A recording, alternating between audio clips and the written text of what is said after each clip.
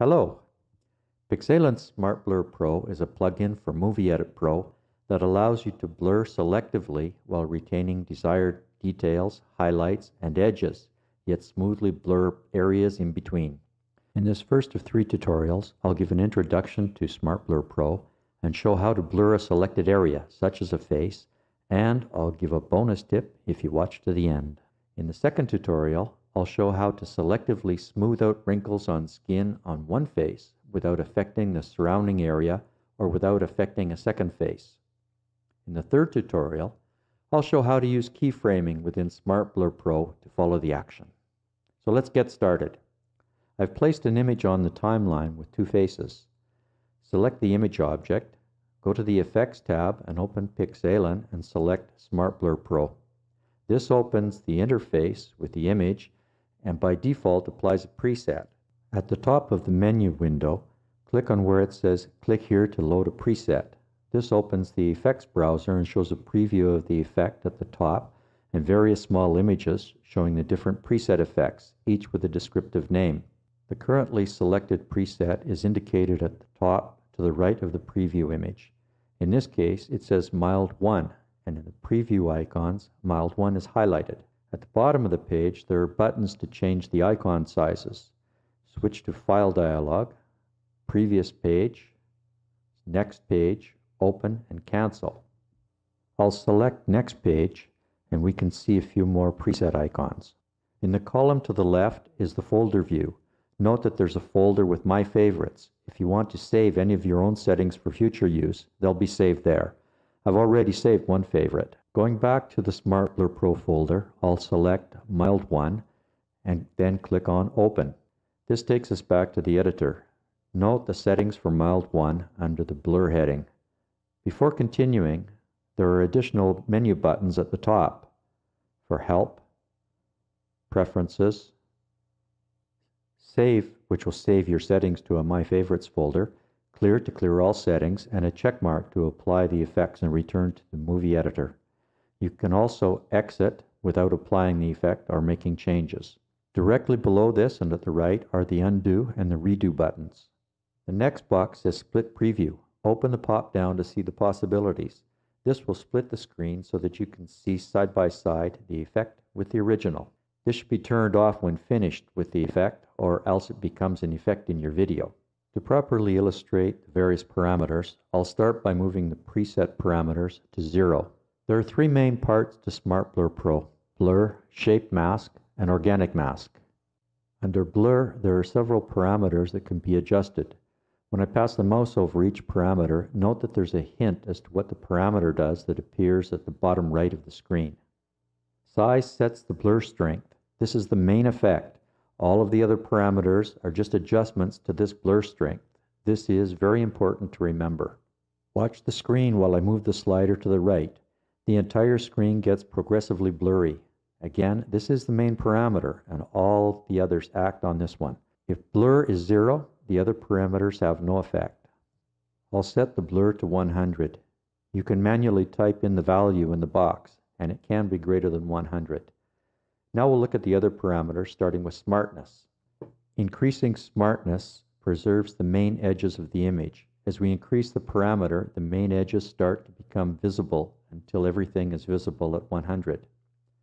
With smartness set at 100, decreasing the size has no effect on the image whatsoever. The next parameter is details. With smartness at 0, increasing details starts to show more detail. So this parameter is used to preserve more details. At 100, the effect is more like a sharpen effect. To see this better, I'll reduce the blur and the image will go back to the original. You can see that at 100, the image is brighter and sharper than the original. Going back to full blur and no other effects, increasing highlights preserves the brightest areas. Finally, edges preserves the sharpness of the edges. By increasing this, you can see the edges starting to come into focus. Let's compare edges with smartness. Notice that smartness brings up only main edges, whereas edges brings up many edges as the slider is increased. To get different effects, the various parameters have to be combined. The best way to learn what these do is to try some of the presets and note the settings. To the right of the blur header is an FX icon. Clicking on this gives a list of presets that we saw at the beginning, but only the names. As you scroll down the list, watch the settings area and the preview screen.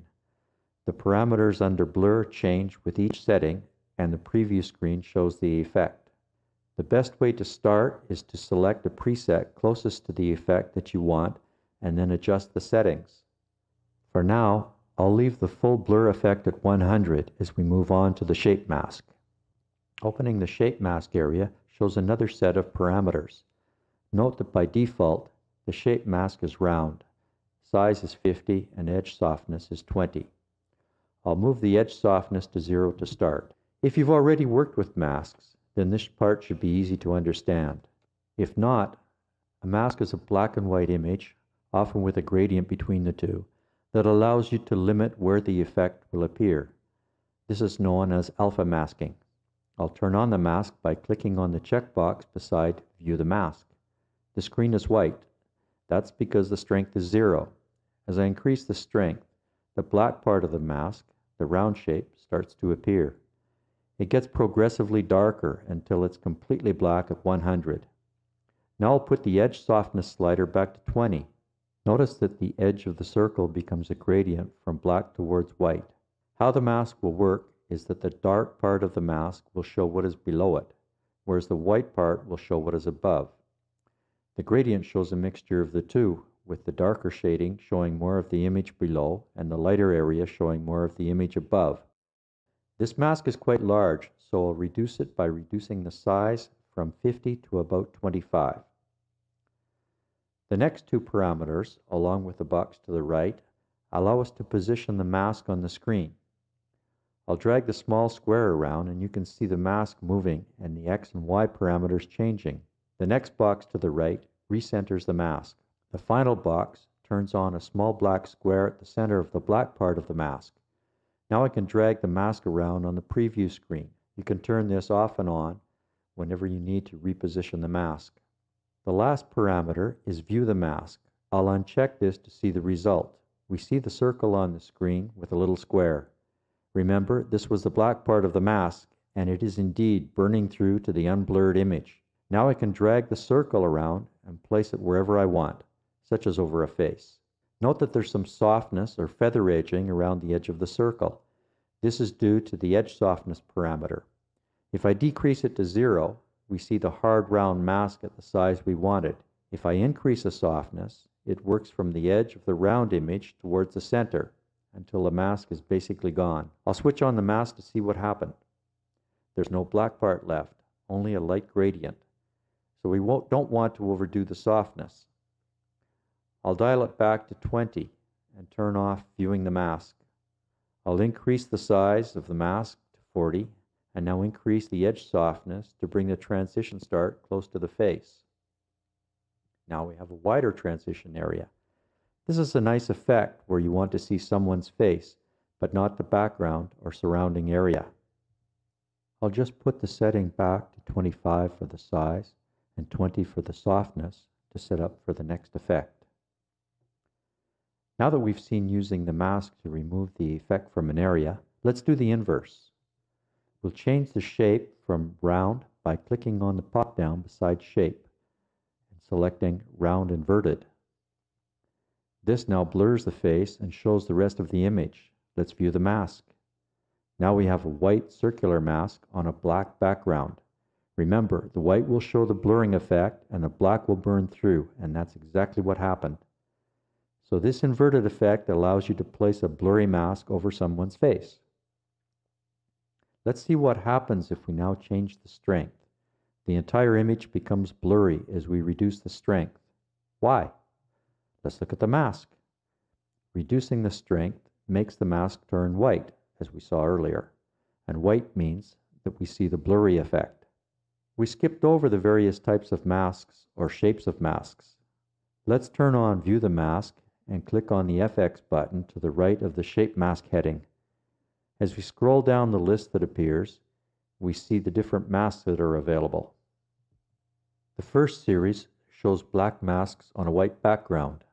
The second series shows the inverse masks with a white mask on a black background. And the third set shows different effects that have some interesting possibilities. Remember that the masks can be resized, moved, and the edge softness changed. So what you see here is only a part of what you can have. We had a round inverted mask. Maybe an oval would be more suitable. So I'll select the blurred face or ID Oval 2, which is just the inverse of Oval 2 soft. Of course, the size and location will now have to be changed to suit my image. I'll turn off the mask and drag the little square to the center of the face. Just to be able to better see the extent, I'll increase the blur size to 100. It's too small, so I'll increase the mask size from the default 10 to just cover the face and throat area, and I'll adjust the position as well. A size of 18 should about do it. You can play around with the other masks to see the possibilities. Now let's adjust the blur parameters. Reducing the blur size reduces the amount of blur. I can reduce this to about 30 before the person's face starts to come into focus. If your objective is just to mask a face, you can stop here and click on the check mark to accept the effect. If not, and the objective is to do some skin smoothing, then adjust the blur parameters to get the desired result. But that's the topic of another tutorial. This is where we'll stop and accept the effect. Before doing that, I'll turn off the little square. Click on the green check mark at the top to go back to the movie timeline. Note that the effect shows up below the effects as an applied effect in the keyframe area. To reopen the effect, double-click on the part that says Smart Blur Pro.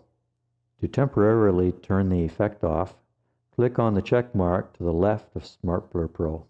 Note that the effect is no longer on the preview image. I'll turn it back on and go back into Smart Blur Pro, and I'll put back the Oval 2 uninverted, and then just do a little adjustment on the size so that we can see the lady's face nicely in a frame.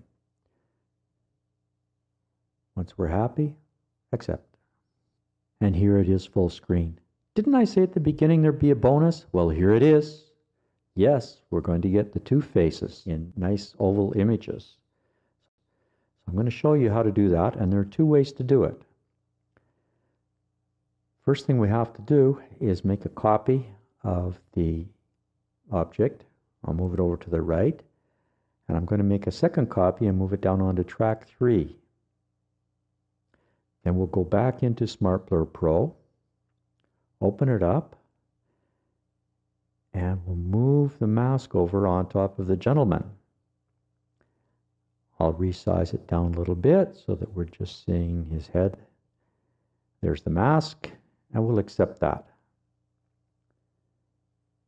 Now we have two, but we can't see both. If I put it on solo, we can see that we have the mask on each object. Now, one of the ways to do this is to simply bring in a mask, put it in between the two, go to Effects, Chroma Key, and indicate that it's an alpha mask. And there we have it. But remember, in our alpha mask, to burn through so that we see the gentleman, we have to invert it so we have the black part there over the face. And I've moved the mask over to the right a little bit so we can see it. I'll adjust the threshold a little bit to fix it up a bit. Now there's another way to do this. Let's go back and remove the mask. And remember that we've got our two images still sitting there. Now if we go back to the first image and we copy it down there, that's the one with the gentleman, and we open it up in Smart Blur Pro and turn on the mask, our mask is there. I'll accept that and then indicate that it's an alpha mask, and voila, we have our two images on the screen. Isn't that wonderful? So now you've seen how most of the parameters work in Smart Blur Pro, and you can now go and create your own effects and try out other masks. I hope that this has helped you understand how to get started using Smart Blur Pro and how to apply a shape mask. Take a look at the other tutorials about how to use the organic mask along with a shape mask to smooth the skin, and how to keyframe in Pixelan Smart Blur Pro. Thank you for watching. Enjoy.